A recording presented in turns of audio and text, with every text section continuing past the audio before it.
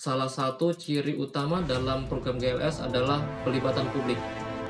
Sekolah didorong untuk melibatkan eksternal sekolah, apakah itu pegiat literasi, komunitas literasi, budayawan, sastrawan, dunia industri, LSM, untuk bisa berkontribusi dalam program literasi di sekolah.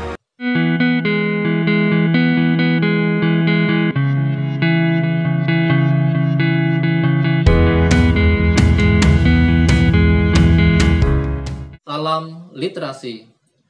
Sobat literasi, pada tahun 2017 saya menulis buku berjudul Gerakan Literasi Sekolah dari Pucuk hingga Akar, Sebuah Refleksi. Buku ini diterbitkan oleh Direktorat Jenderal Pendidikan Dasar dan Menengah Kemendikbud. Buku ini mengangkat berbagai hal terkait dengan gerakan literasi sekolah. Ada 8 bab dalam buku ini. Yang pertama, pendahuluan. Pendahuluan ini mengangkat tentang kondisi kompetensi literasi siswa Indonesia yang selalu berada di bawah dalam survei internasional dibandingkan dengan negara-negara lain. Di bab berikutnya diangkat tentang gerakan literasi sekolah.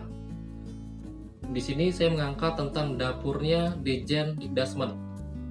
Bagaimana penyusunan buku panduan, lalu bagaimana proses pembuatan desain induk GLS dan panduan GLS di SD, SMP, SMA, SMK, dan SLB.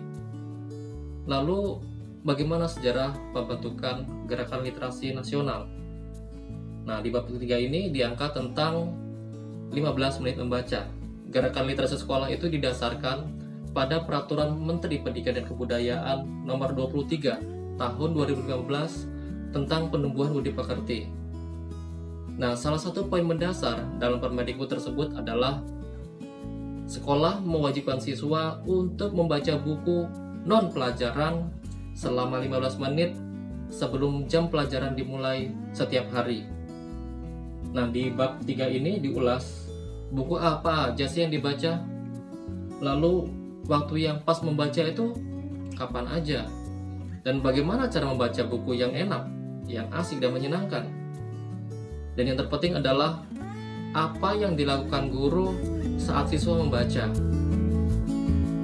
Lalu bab 4 mengangkat tentang sekolah literat.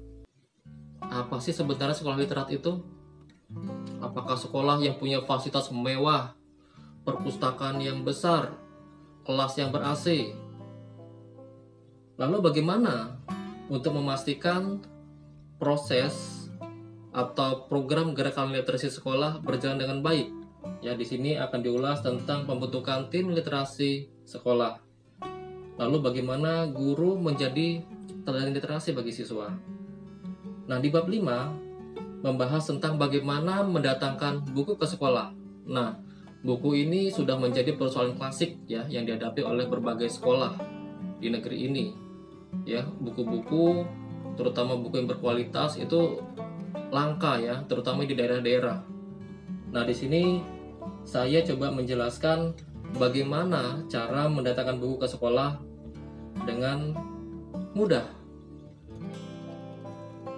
Lalu bab berikutnya, bab 6 mengangkat tentang peran orang tua.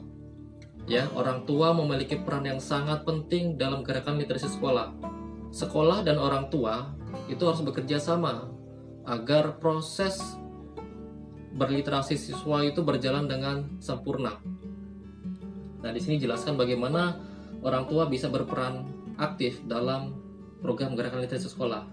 Yang berikutnya adalah bagaimana peran pemerintah daerah dalam program GLS ini. Setidaknya ada 2 hal yang bisa dilakukan oleh Pemda untuk mendukung GLS. Yang pertama adalah pembuatan regulasi, pembuatan pergub atau peraturan bupati atau peraturan wali kota yang mendukung GLS. Yang kedua adalah alokasi anggaran untuk GLS dalam APBD. Nah, di sini juga pemerintah daerah didorong untuk melibatkan seluruh pemangku kepentingan yang di daerah untuk sama-sama berkontribusi dalam program GLS. salah satu ciri utama dalam program GLS adalah pelibatan publik. Sekolah didorong untuk melibatkan eksternal sekolah, apakah itu pegiat literasi, komunitas literasi, budayawan, sastrawan, dunia industri, LSM, untuk bisa berkontribusi dalam program literasi di sekolah. Sobat literasi, saya ingin bercerita sedikit tentang bagaimana proses kreatif dalam pembuatan buku ini. Jadi di sini saya tidak sekedar menceritakan pengalaman saya, tapi saya juga melakukan riset. Ini merupakan sebuah proses yang saya nikmati. Saya melakukan wawancara dengan guru, dengan kepala sekolah, dengan sastrawan, dengan siswa. Saya juga mengorek, mengeksplorasi berbagai masalah yang mereka hadapi. Jadi, Sobat Literasi bisa menikmati buku ini dengan pengalaman menulis saya basisnya dulu di jurnalistik. Jadi, saya merangkum berbagai kisah, berbagai pengalaman orang-orang yang terlibat dalam gerakan literasi, terutama di warga sekolah. Dan ada satu pengalaman unik terkait setelah terbitnya buku ini. Jadi ketika saya datang ke Malinau, Kalimantan Utara, saat itu saya di TBM Abu Luluh Perindu, ada seorang pegiat memperhatikan wajah saya terus. Saya bertanya, ada apa Bu? Katanya, Bapak ini penulis buku ini ya?